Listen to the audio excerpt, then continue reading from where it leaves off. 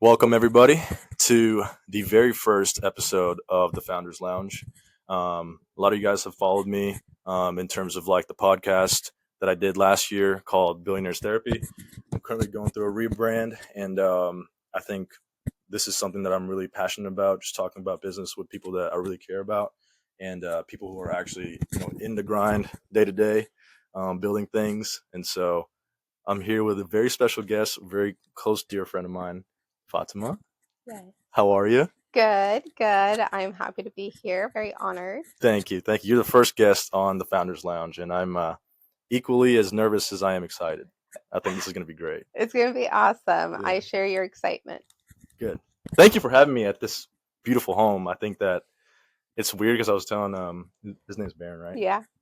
I was telling him he was out here talking about this area that you guys built, and I was talking about how like I live in an apartment. Mm-hmm. So it's very weird for me sometimes when I go into people's homes and I'm just like, wow, like people live in houses. Yeah, yeah.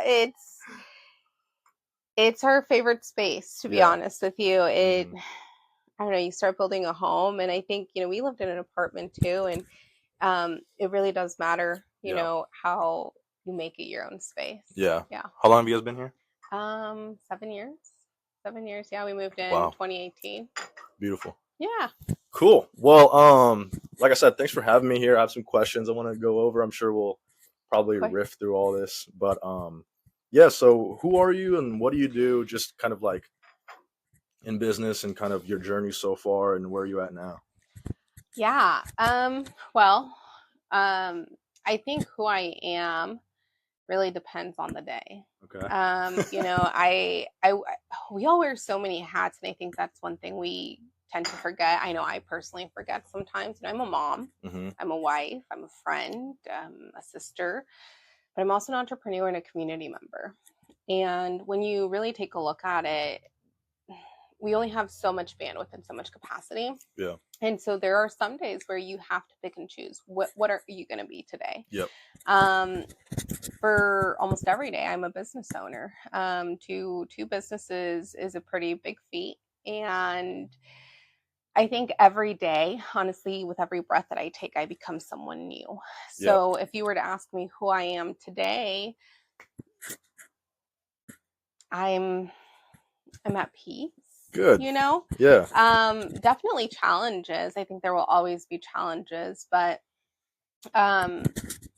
wearing all those hats and considering all of that, I would say that I'm at peace today. And as a business owner, what it has taught me over time is that it's okay to change and to pivot and to adapt. And I don't know. I don't know if that really answered your question of who I am, but I really do think it boils down to the day. That's good. I always tell people, if you're at peace, try to stay in it for as long as you can because a lot of people would kill for that, especially if you're in business at all in general. Yeah.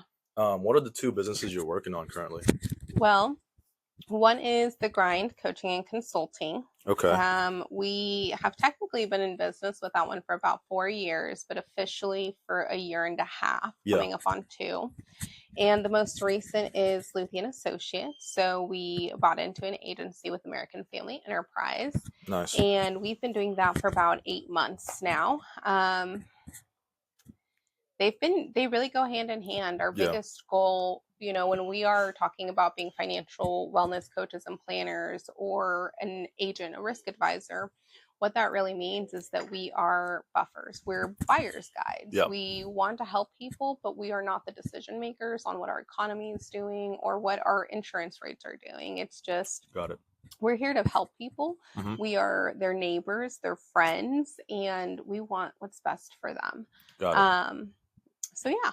So which one of those two do you like working on more, or are they kind of both the same? Yeah. Well, I think it's one thing I've realized is I really enjoy the game of business. Yeah. So I don't know if I have a favorite because they're both very challenging and they're both different games. With The Grind, we are entrepreneurs, we're innovators, we're creators, we are building something that hasn't been built before. Yeah. With Luthi and Associates American Family, we are business owners. And business owners, you have systems in place. It's already built for you. You are just executing what you have. And I think for me, when I started Luthi and Associates with my husband, I think that was probably one of the most challenging things, is recognizing that there is a difference between being an entrepreneur and being a business owner. And what were those two differences? So I think they both bring unique challenges, experiences, opportunities. And I don't know if I have a favorite, but I have realized that I love the game of business. Yeah. Just in general. The business will not always like you. Yeah. That's good. And that's a really hard reality sometimes to face. Yeah. Why do you think that is? Like, I feel like I can definitely relate to that, because I mean, especially when you're just starting off, like, it's definitely a lot.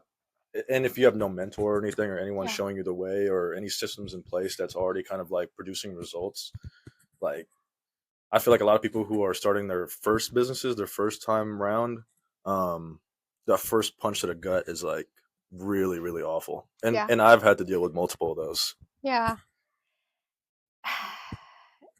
You know, I think the reason why business doesn't like us is because business isn't meant to be perfect. It's not. I think we have a misconception that we become overnight sensations or overnight success. Mm-hmm. And the reality is that there is not one thing that makes you a success. It's a culmination of various things. You know, my journey as an entrepreneur started when I was 8. I was an awful entrepreneur. I started selling chocolate bars and I ate my whole box of chocolate. So, you know, that was a lesson that I learned at 8. However, it's a lesson that I continue to learn and have to relearn now that I'm 29. And, you know, you get to a point where you're like, man, I should know better. Mm-hmm. But the thing is that not one thing is the same. It changes over time. Our economy landscape changes. Our environments change. Our mindsets change. I would say that that's probably the biggest thing that has helped me in business is my mindset. Yeah. It's making sure that I have mental fitness along with physical fitness and healthy nutrition. I think it's really just making sure that you're aware that in business you're going to experience peaks and valleys. And when you see the valleys, you're never going to be told, hey, heads up. It's going to be when you least expect it, and it's going to hit you hard. And I've experienced that quite a few times. You know, I'd be lying if I said that everything was perfect and that there were no business challenges. Every day there is a business challenge, and there's also the mental challenge behind that too. Yeah. How long have you been in business for yourself? Because I know you just talked about like the different trials and tribulations with it. October will be 2 years. 2 years. Yeah, 2 years.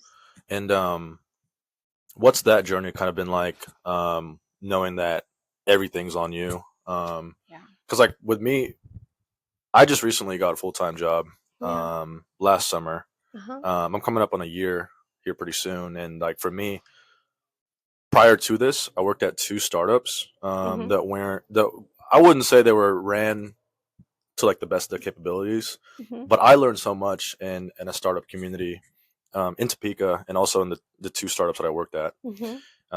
But in this more established business, I'm learning so much about like how things should be done and the systems and processes in place that keep up a good business like that for years.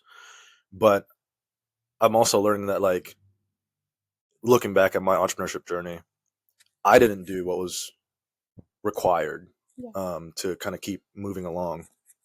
And I think parts of the reason why I think I failed is because of that, that I failed to realize that everything is on me. There's like nothing passive about being in business for yourself. Yeah, I would say it's been the most rewarding experience in my life, but it has also been one of the most challenging. So when I decided to leave my career of nearly a decade, it was terrifying. I left a cold coupling job. A lot of people looked at me like, what the hell are you doing? I often questioned myself too. What the hell are you doing? Like, you've got steady income. You don't have to worry about where your next paycheck's going to come from.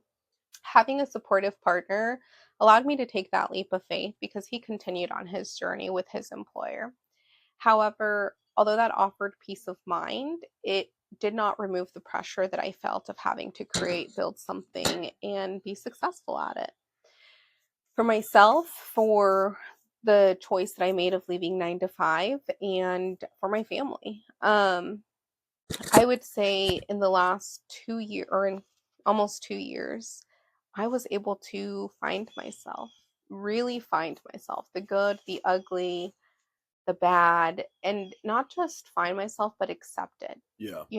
And that's a very transformative moment, because you are on a whole other level of awareness. Yeah. And that's one thing that I that prevented me maybe from continuing to grow in my career, is that level of awareness that I felt like I just stopped. And when I was able to allow myself that time of just slow mornings, of moments of reflection, of moment of doing what I needed, my soul, my business, and not having to worry about having to be somewhere at 8 o'clock, or sometimes even leave at 6, 7 o'clock if there was an event. Yeah. Or stay late. Stay late. Yeah.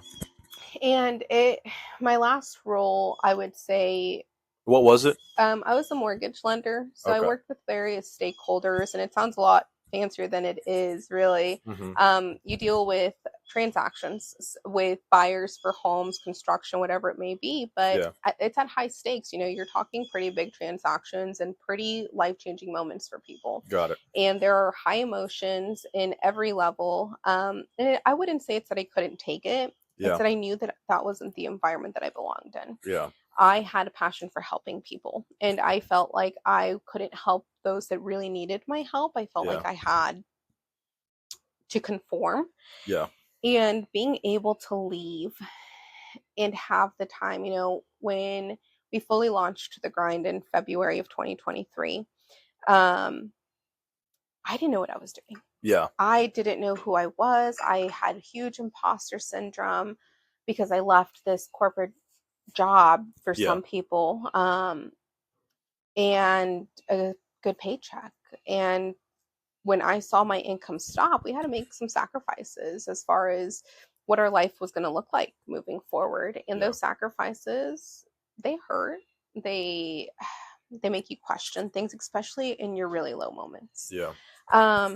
But going through all the peaks and valleys over the last 2 years, there is so many, that I would say it changes who you are to your core. Yeah. And because of that, I'm so thankful, because I am more aware of who I am, what my business needs. Yeah.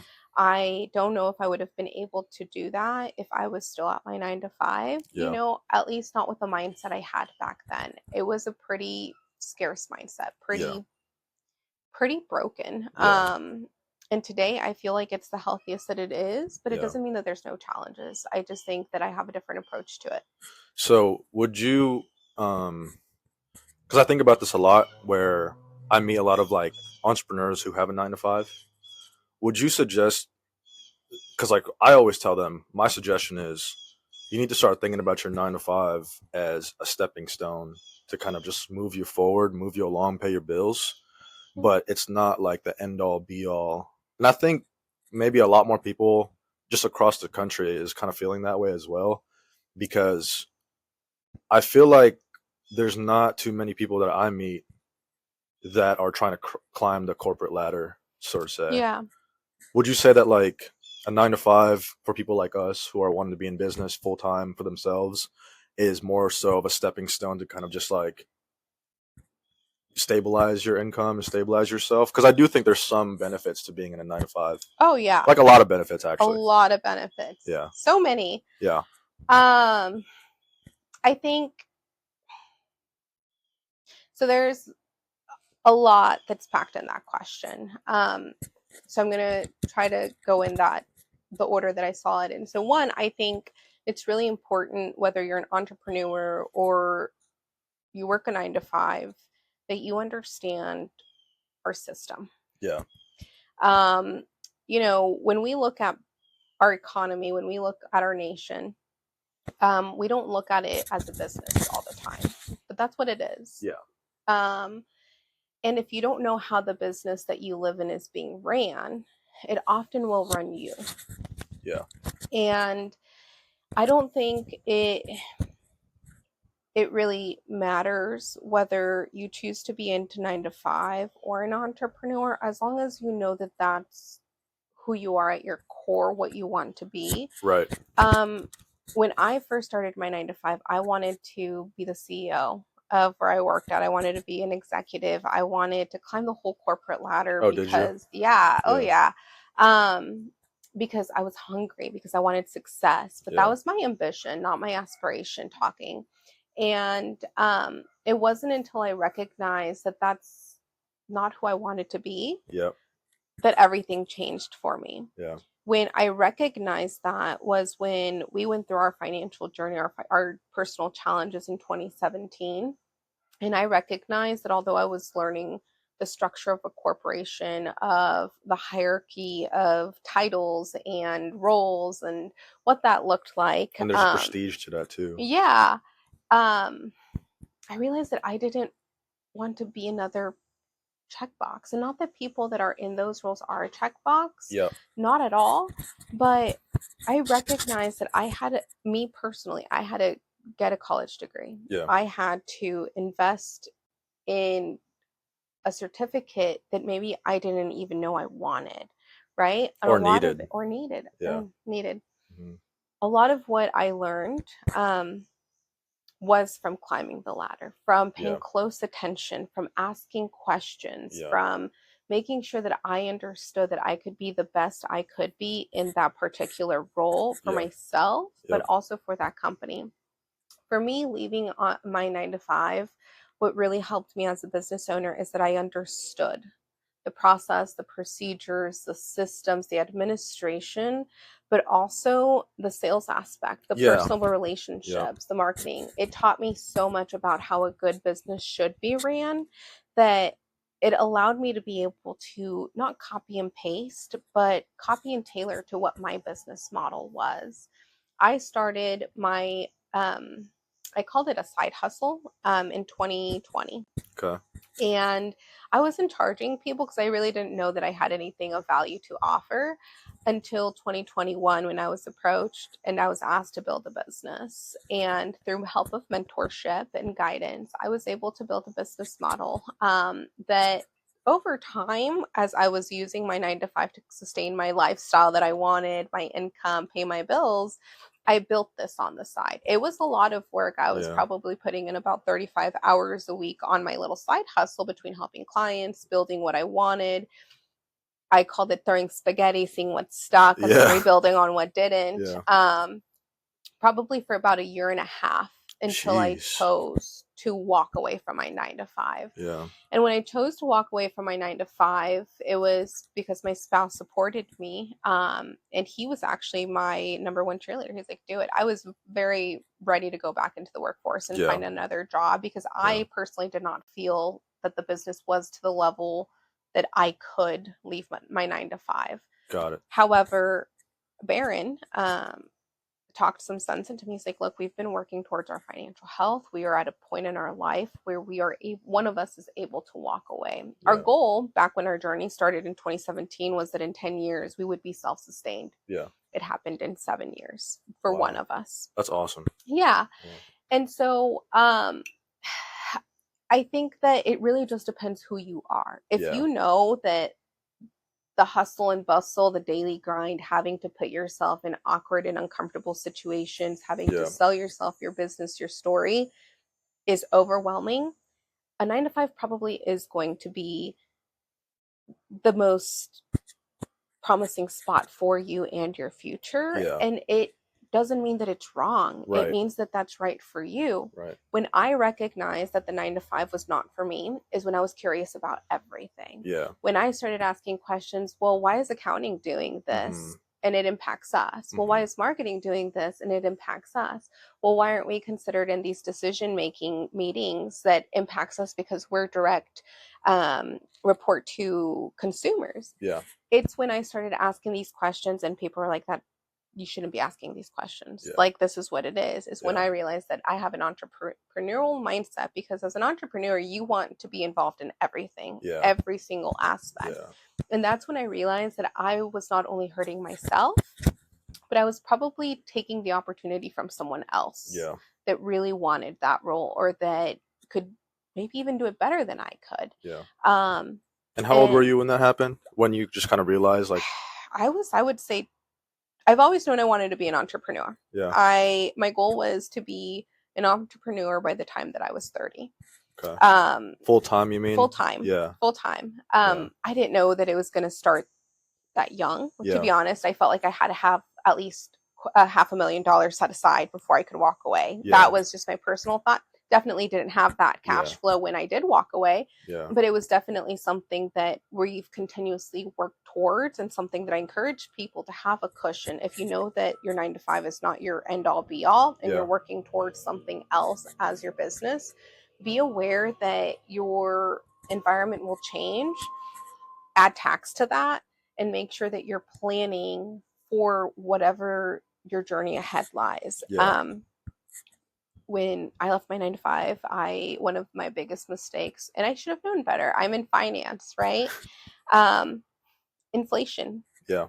I recognized that it was a rough economy, but for whatever reason, through the excitement of everything, the changes, the challenges, the different challenges at that time, kind of forgot about it. And Yeah. then 6 months went by, and our cost of groceries and bills went up, and I'm like, when did this happen? And I'm like, inflation. And so then I had to restructure that. And so Yeah. I would say, if you're looking at leaving your 9 to 5, think about the big picture, not just the emotions or how you're feeling. Because when you recognize you want to be an entrepreneur, Mm-hmm. and you're a 9 to 5, you get to a point where you feel constrained. Yeah. You feel trapped, and you feel like, oh, I want out.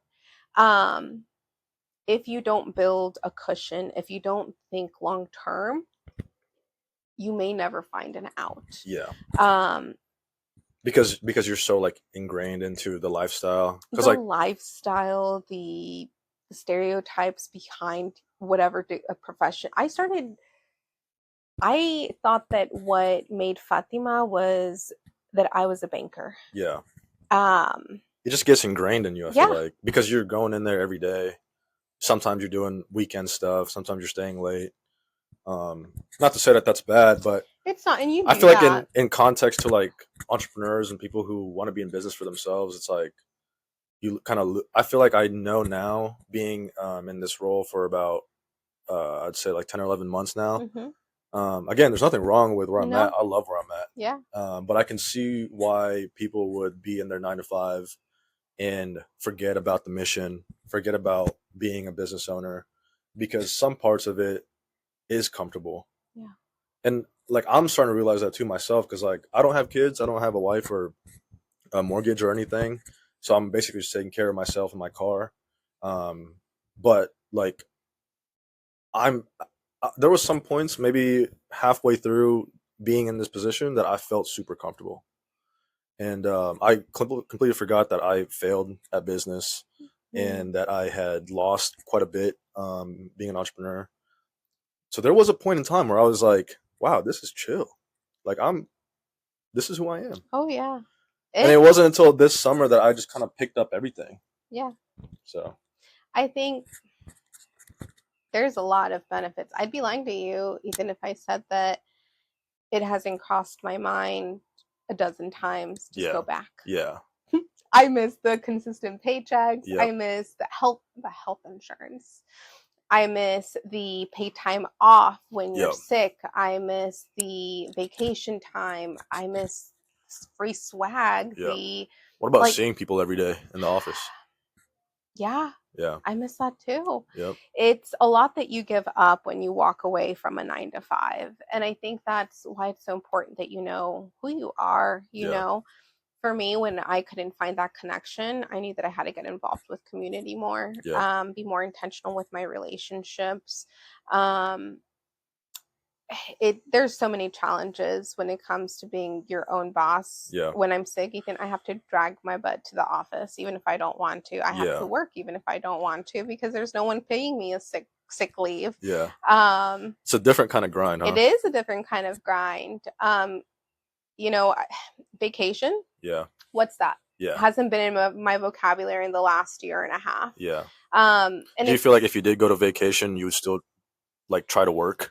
Yes. Same. To be honest with you, yeah. And I think Same. it's more of a waste of money and time at that point, Yeah. because even though you're ready to relax, your mind Yep. is not at that level. Understood. As a business owner, your mind is constantly racing. Right. What do you have to do? When do you need to do it? Yeah. There's no one that's telling you, hey, you have to post this content, or hey, you need to do this. It's Yep. like you are your own boss. Yep. And if you don't have the mindset or the mental strength to do it, it can be very hindering. Yeah. And I think that a lot of why I didn't leave my 9 to 5 was because of that. And it's still a challenge today, you know. In business, you need attention. And that's Yep. one of the things I always struggle with, is making Yep. sure that I bring over the intention. Yep. With marketing, with the things that also are needed in business. Yeah. And I think, you know, if I were to do things over again, I don't know if I'd do them much different, other than maybe giving myself a little bit more time. Yeah. To figure it out. And, you know, I know people that have been very successful working in a 9 to 5. Yeah. Same.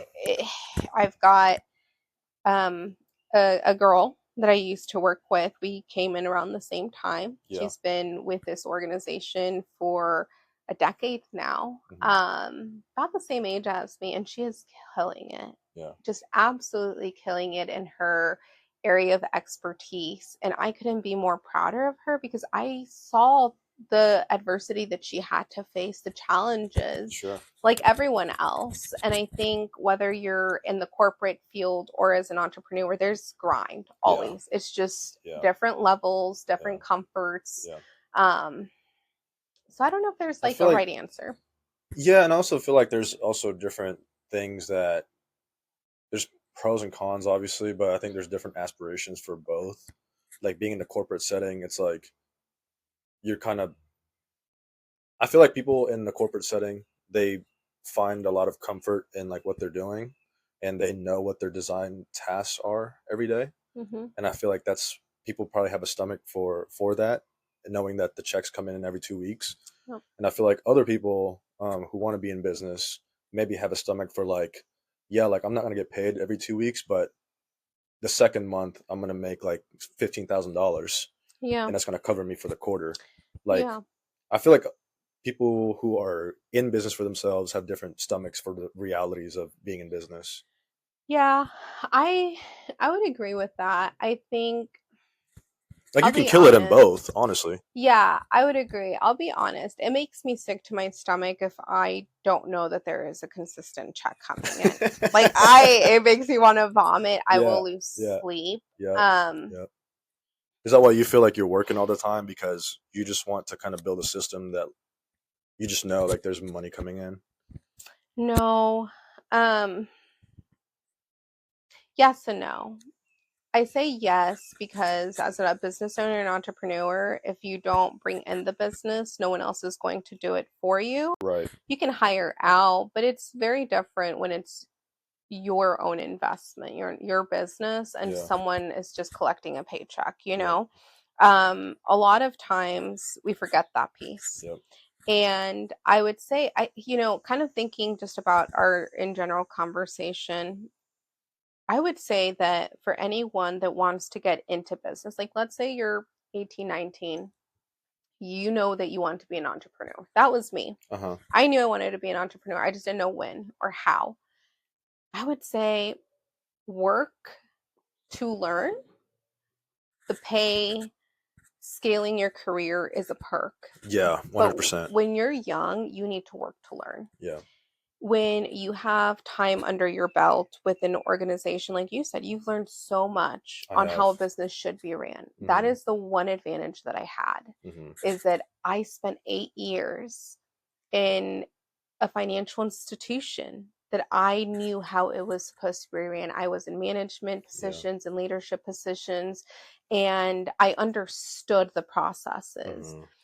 If I didn't know that, Ethan, I would not have 2 businesses.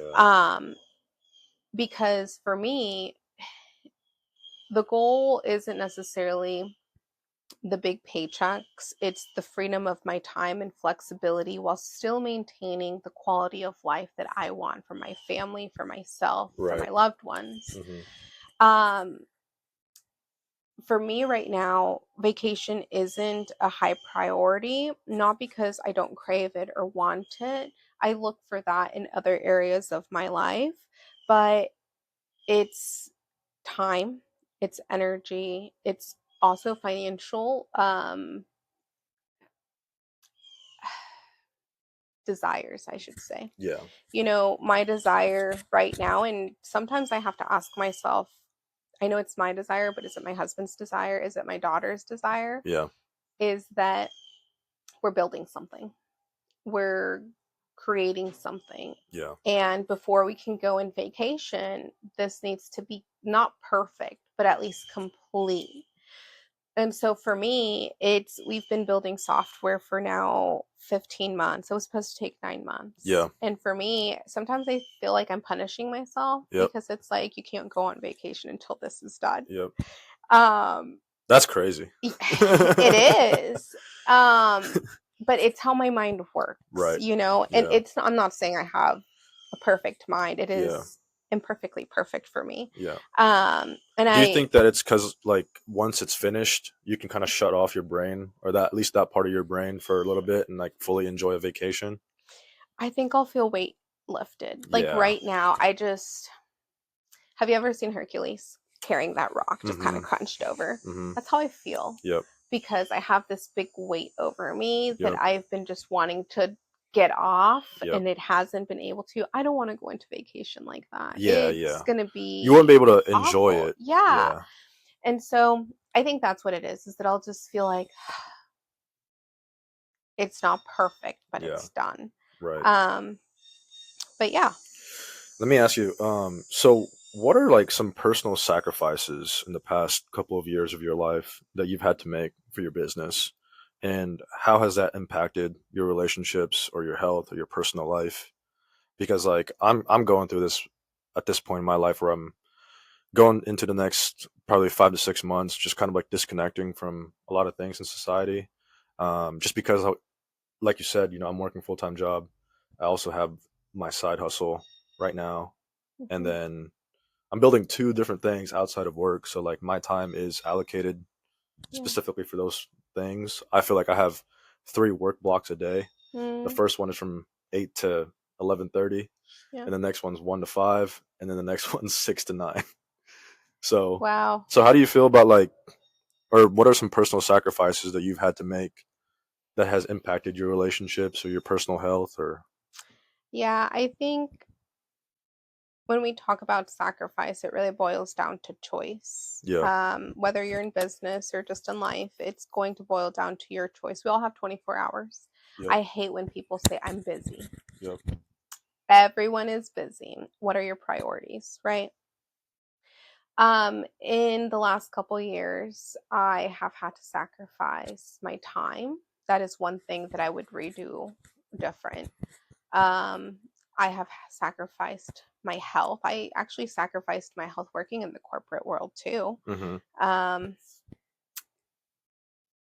I guess for me in the last couple of years, it really hasn't been much about sacrifice. It's been more about growth.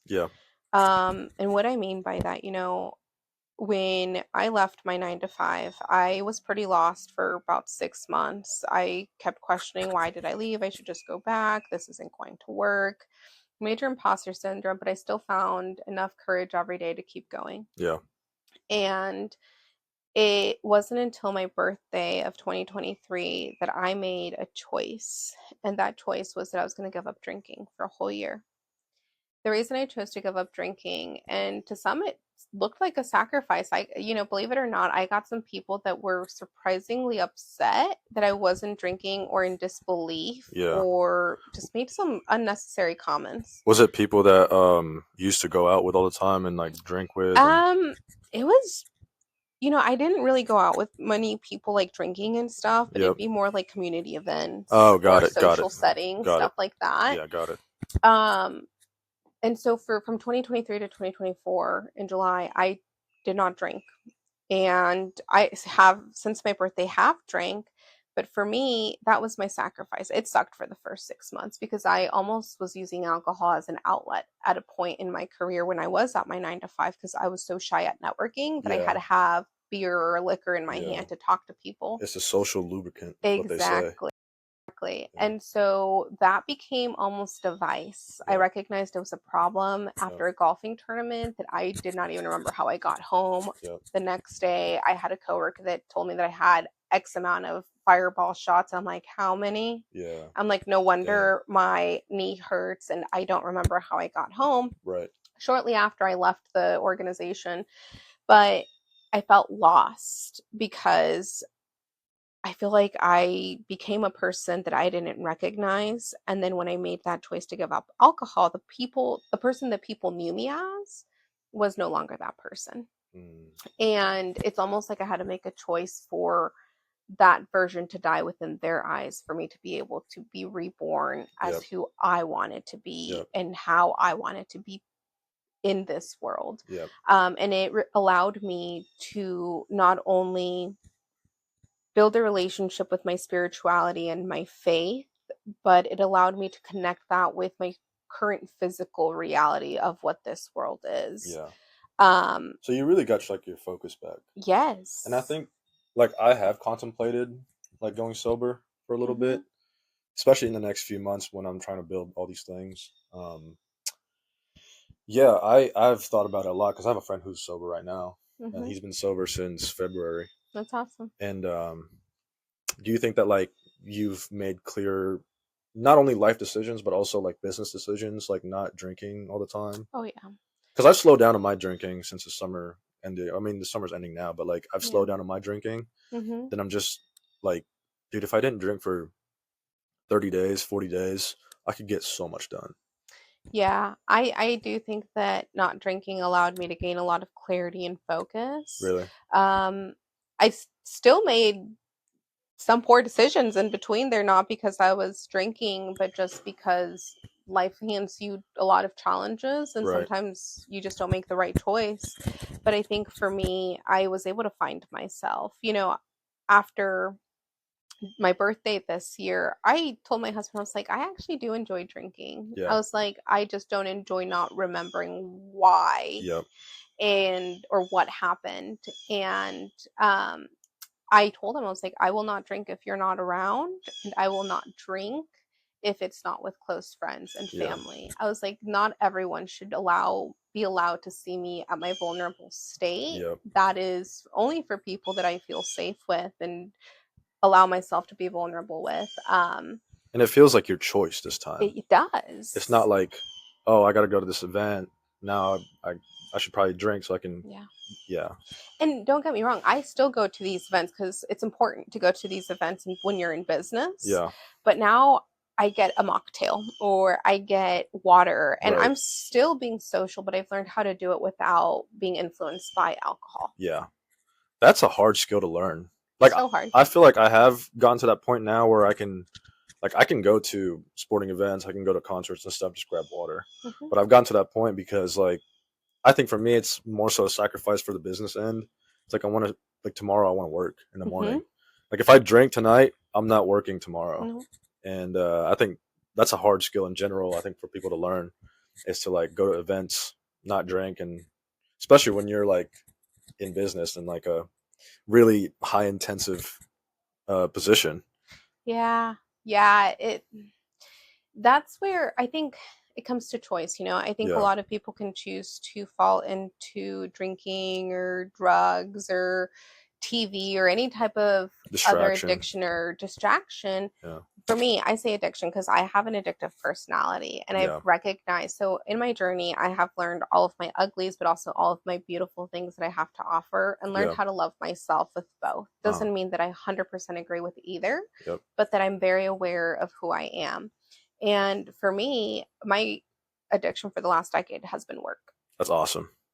I feel like a lot of people I've met who are in business for themselves or have a side hustle, they have the same exact thing. It's like an addictive personality that, because I feel like I do, just even genetically, I feel like my parents have had like addictive personalities, but I'm slowly starting to kind of piece myself away from it. Yeah. But yeah, a lot of people that I've met who are in business, who are even like in sales, have like a really addictive personality, and I think it's like a good outlet for them. It is. It is. And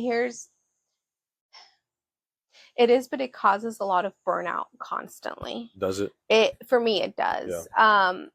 Because I would work endless hours for endless weeks, endless months, and then I would be the grouchiest person. Like, don't touch me, don't speak to me. And there's where the addictive personality comes into place. I was getting addicted to creating toxic environments that I could fix. Or playing the victimization card. And it takes a level of awareness to recognize that about yourself, and a level of courage to say, I accept that ugly part of me. And now I have to rewrite that narrative. Stepping away from alcohol allowed me choice, but allowed me to rewrite my narrative. That's awesome. And learning who I am and being more clear and understanding of that has allowed me greater opportunities that I would have never been able to imagine, to be honest with you, because I wasn't able to see those opportunities within the fuzz. If that makes sense. Yeah, because like I don't know if you know who Alex Hermosi is. So he's like a huge like entrepreneur media guy, and he talks about how like he just recently tweeted it. He said, when you drink, you lose 2 work days. You lose the night of, and then the day after. And I feel like if you're trying to run 2 businesses and work full time, it's like, bro, you can't waste 2 days. You can't. Absolutely Time not. is money. Yeah, exactly. Time is money. I was telling my husband the other day, how you, or what you have as an outlet, which is what I think alcohol is for a lot of people. It was for me. Is very important. Today, my outlets is running. I wish I was more consistent in it, but if I know that I'm buzzing with all this, and normally a drink would calm down. The other day, I just ran 2-3 laps. Got it done. I felt great. I was exhausted, but I felt focused. I felt clear.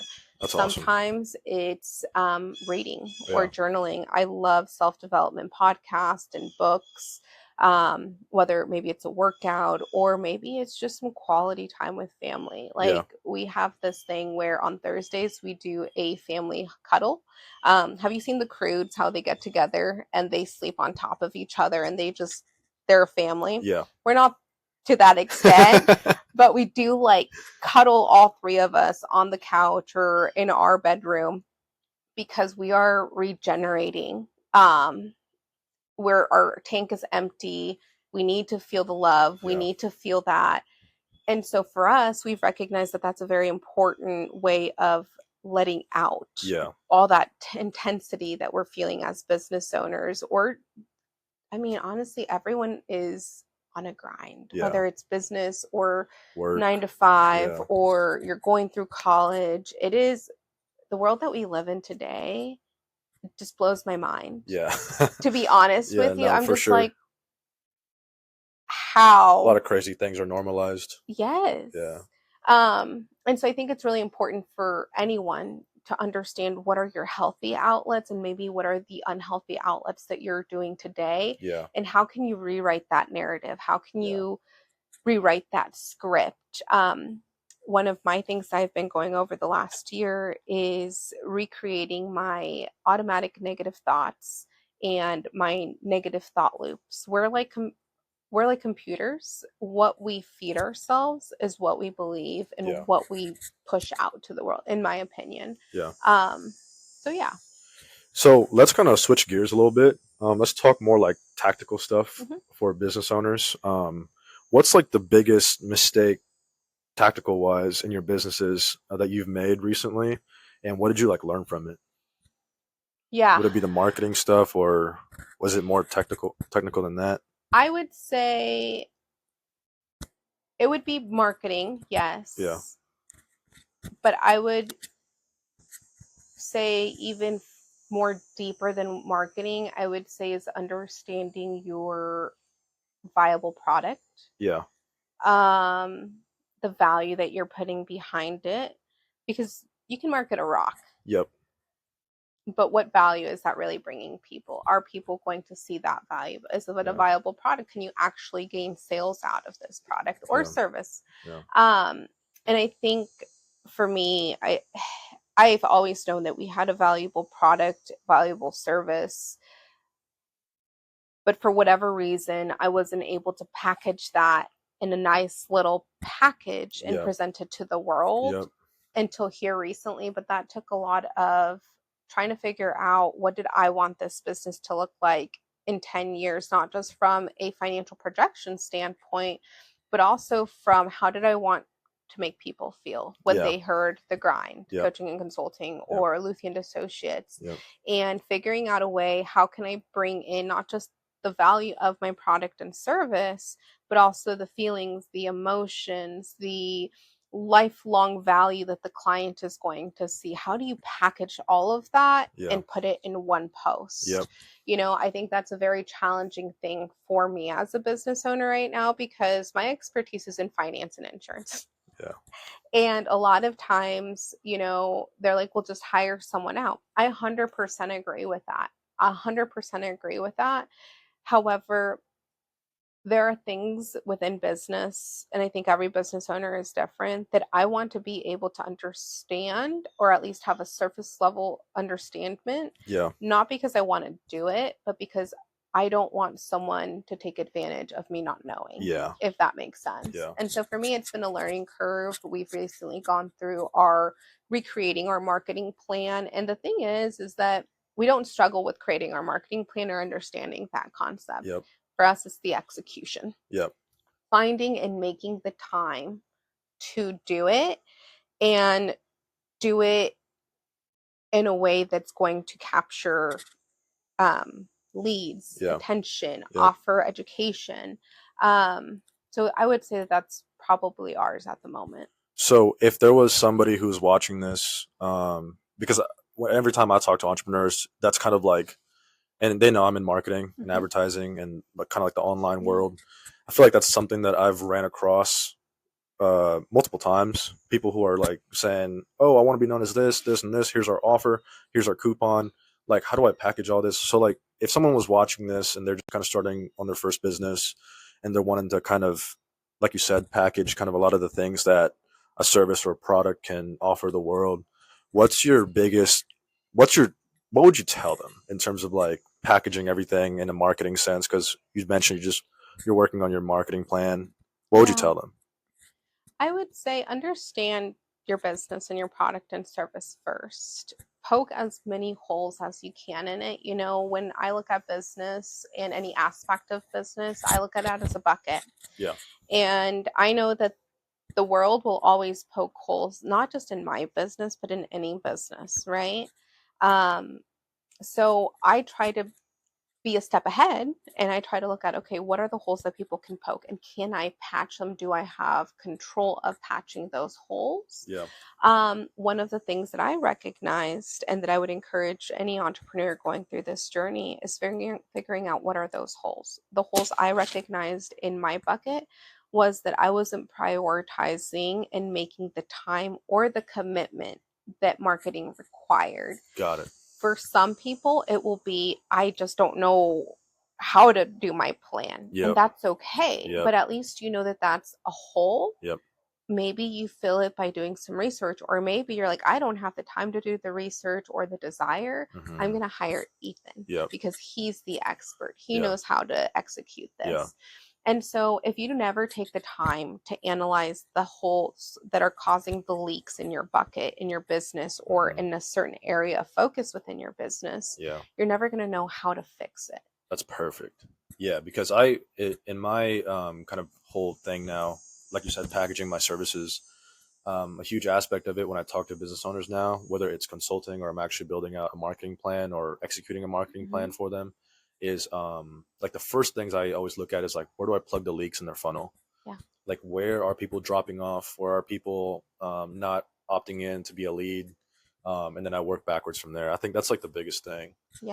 And but yeah, thank you for sharing that. I think that like a lot of people don't set out time to kind of there's different things in business, right? Like when you're trying to plot out hours of the day or the month to develop your business, I feel like people don't put in the time to have development hours. Like I've recently started plugging in 2 or 3 hours a month for development. Basically, I just pull myself away from like the grind and I just look at the overarching goal and I'm like, all right, I'm deficient in sales.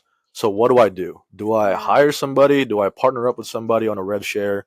Do I learn this on my own? Do I plug in a podcast or a book that will teach me sales? But that's like the first step into like packaging up anything in business. I would agree. I think when you're going through a journey that you're currently finding yourself with the sales aspect, I think it's really important that you understand maybe why you're currently struggling in that area. Yep. Do you even like that area? Because sales is not for everyone. Sales will always be the highest paid position in any organization. Agreed. And that's because in sales, you're going to be the one that's making 1,000 calls for only 10 yeses, and 50% of those 1,000 were people hanging up and yeah, exactly. So not everyone wants that role. Right. However, I would recommend, so there's this book that I would consider a business Bible. It's called The Personal MBA. Okay. And it will teach you anything business. Literally, it is a whole business MBA. However,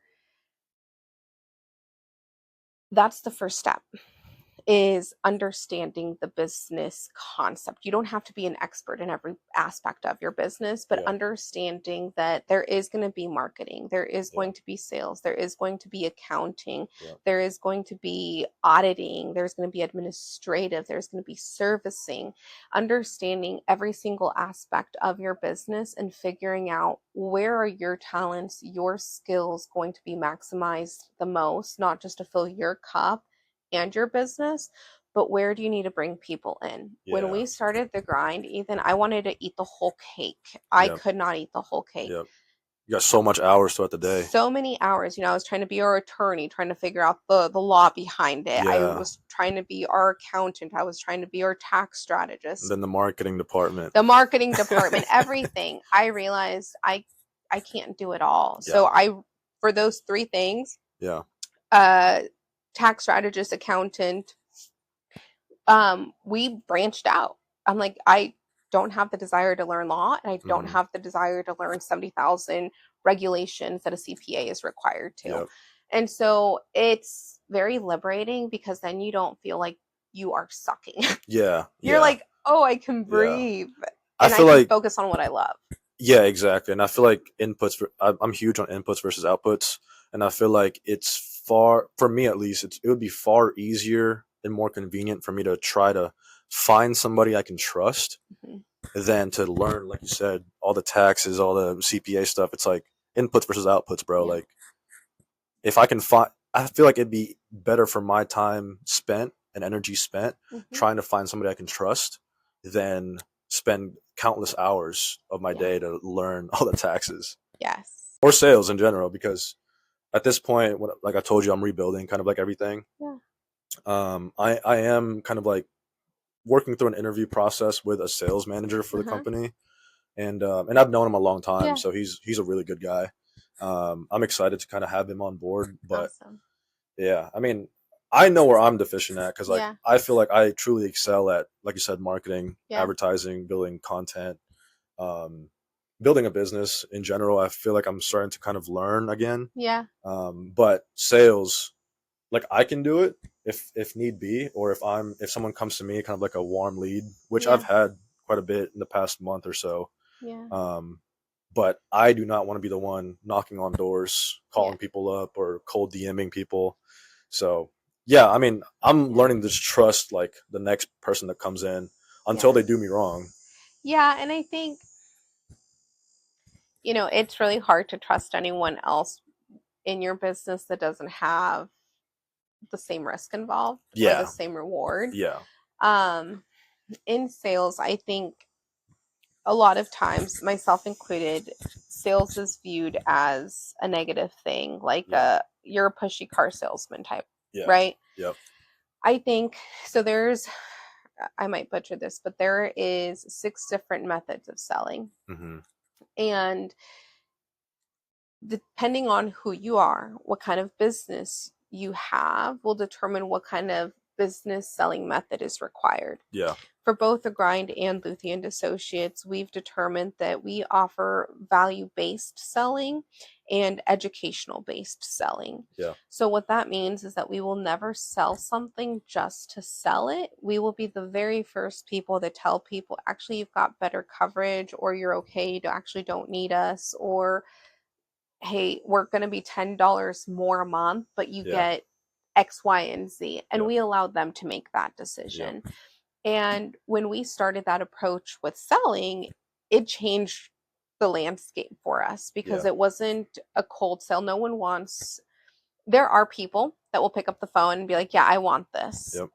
That's where branding comes into place. Mm-hmm. Luthi and Associates American Family has over 100 years backing of their branding. Yep. Right? So for us, it's easier as business owners to come in and say Luthi and Associates American Family. Mm-hmm. Their branding, the trust has been created. People awesome. will tell us yes with that cold call. Yeah. However, with the Grind, we have not been around for 100 years. There hasn't been like brand equity. Exactly. So for us, where we build we're a referral based business. And so where our selling comes into place is with that value, that education piece, but also an authentic relationship. Almost all of the people that we have helped have became our friends along the journey. And it's one of the most beautiful things because these sometimes are complete strangers that you don't even know. But when it comes to selling, figuring out how you want to sell and how you want people to feel around your product and service is very important. And I say that as you're going through this hiring process. Do you feel how you want your people to feel when they're talking to the sales manager? Yeah. And if so, maybe it's the greatest fit.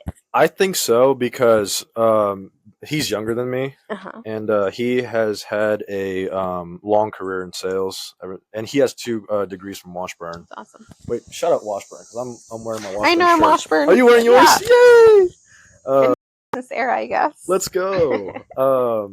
But yeah, he's a good guy. I trust him a lot because we were in a club together called the Innovation Club, and he has a management degree and a finance degree. That's awesome. So, but he has been killing it in sales for the past maybe like 4 years. Yeah. He was in door-to-door roofing sales. Very cool. And then now he's actually like an account exec at a tech company. Very cool. So I'm offering up a rev share with incentives to probably become a partner at some point. Because I'm willing to split off quite a bit of ownership for it, especially if I don't have to worry about developing a sales team. So he'll just recruit and hire salespeople to do what he's doing and then just grow that aspect of it. So we're working that out. But like I said to you before, like what I've learned in business too is I want to surround myself with good people, good values, ethics. They don't necessarily have to be the most hardworking person ever, but if they're somebody I can trust, to look after my family, if something ever happens to me, if I trust them enough to the point where like I can hand them a piece of the pie, that's something more important to me. It's not necessarily like, are you the best at your job? It's not like, are you going to work 80 hours like I am? Yeah. Like, it's like, can you do your job and can I trust you? Like, that's the biggest thing. Yeah, I think. So I think he's a good fit. Yeah, it sounds like he's a good fit. And I think knowing how you want to build your business and why is very important. I 100% agree that having a community and support around you as an entrepreneur is very important. Yeah.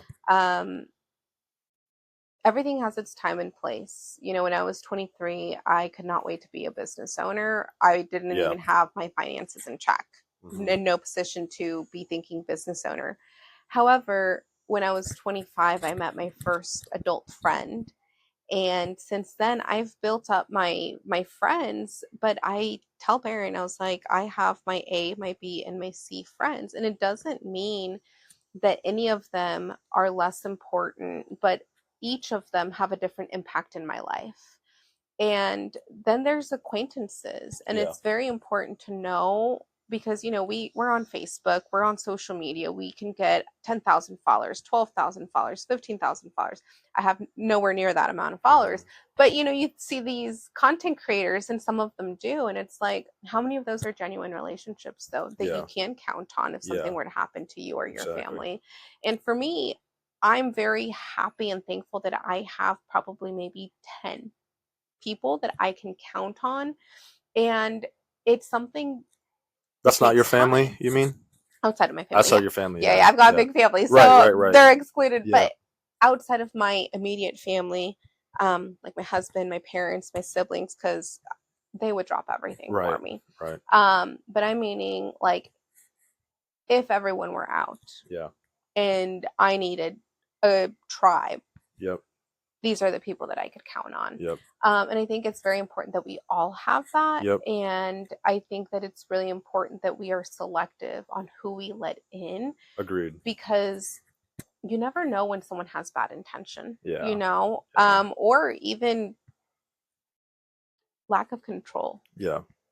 I think I probably have 5 close friends, maybe 6, that aren't in business that I can trust with my life if anything happened to me. That's awesome. In business, so you're talking about group A and group B. Group B would be business people in my life that I think I could trust. There's probably like 10. Yeah. And that's slowly growing by the day, because I just feel like a lot of people are wanting to work with more consistent, high and high values, high morals, good morals kind of people. Yeah. So I can totally relate with like group A and group B with your friends, and so it's important. And it's also important to know that you're not going to be in everyone's group A and group B. Yeah. I know I'm not everyone's cup of tea. Same. I know I'm not everyone's cup of tea. Yeah. But I don't know, like, when it comes to business, because we're going through some changes in our business model for the grind, and we're bringing in investors and possibly partners. Going through those changes, it's very important that our values align. Yeah, that's good. And that we may understand that we may not always agree or even like what the other person has to say, but we're always going to show respect, and we're always going to work towards that common goal that we all agreed on once upon a time.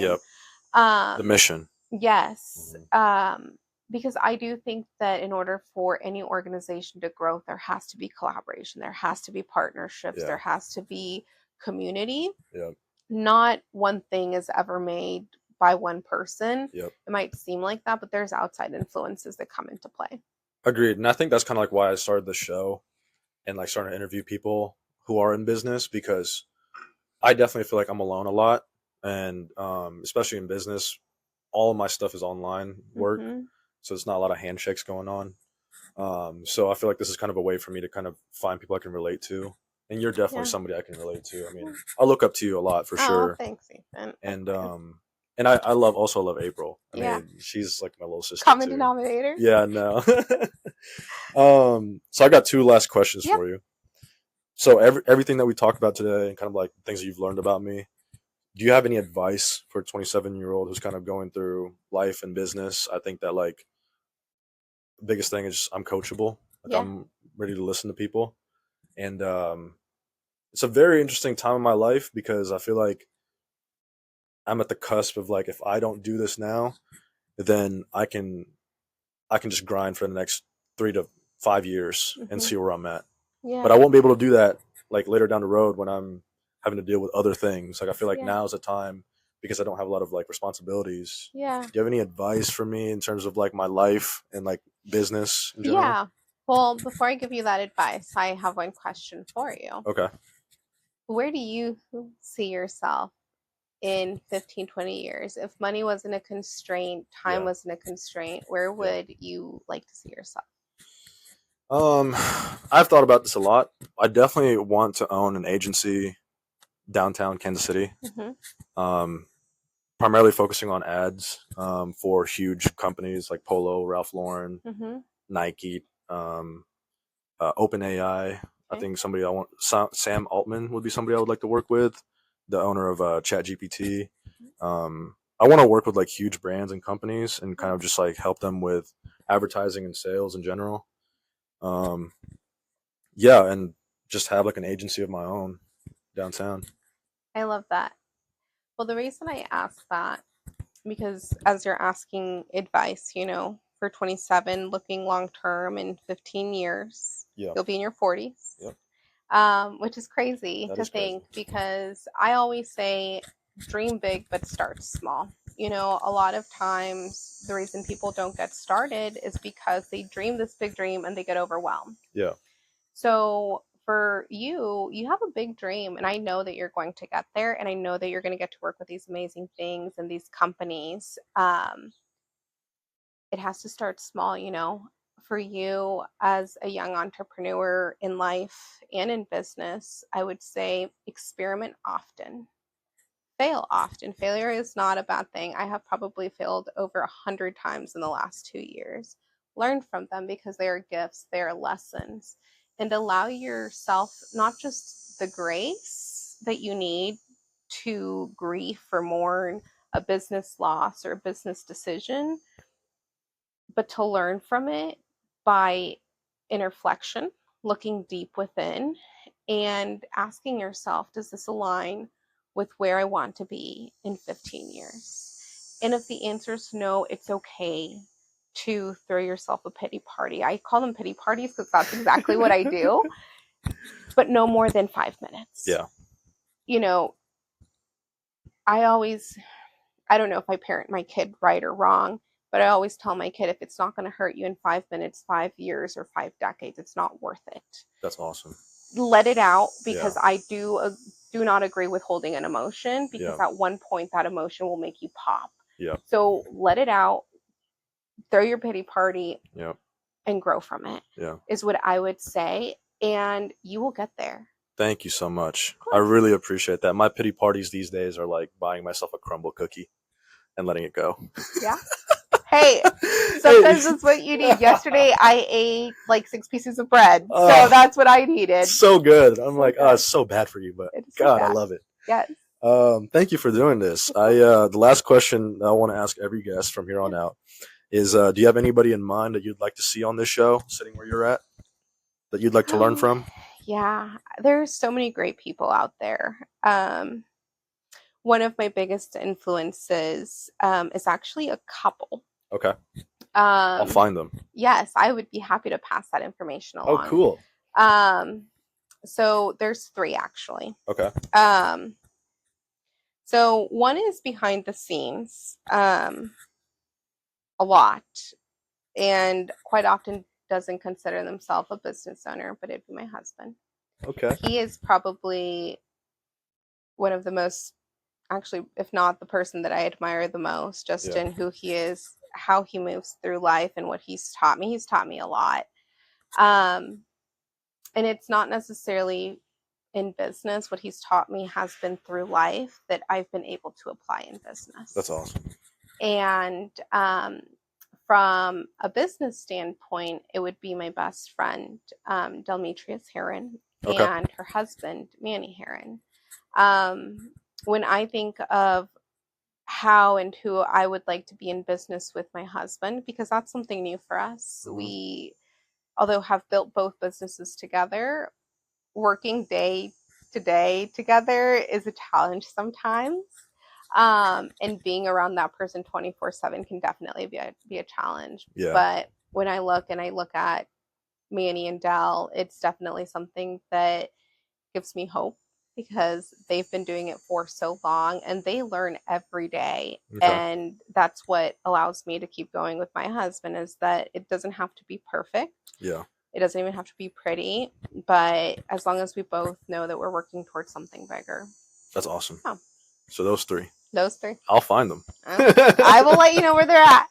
Thank you so much. Is there anything else you want to put out there? Website or anything, or where can they follow you?